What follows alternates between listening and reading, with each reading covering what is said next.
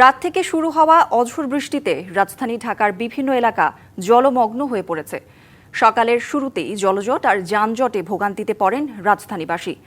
আবহাওয়া অফিস জানিয়েছে, গত রাত 12টা থেকে সকাল 6টা পর্যন্ত 34 মিলিমিটার বৃষ্টি হয়েছে।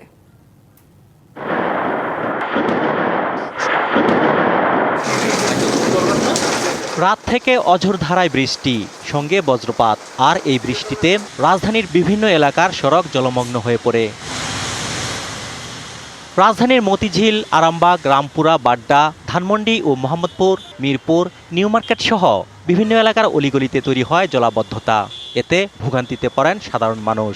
গাড়ি না পেয়ে অনেকেই হাঁটু পানি মারিয়ে গন্তব্যে রওনা দেন। জ্যাম লেগে গেছে, পানির কারণে অনেক সময় আমরা আটকে যাই। তো এই জন্য আমাদের এই সমস্যা, অনেক সমস্যাই তৈরি হয়ে যায়। এটা অপরিকল্পিত ব্যবস্থার কারণে এই অবস্থা, আজকে এই দুর্ভোগটা হচ্ছে আর কি।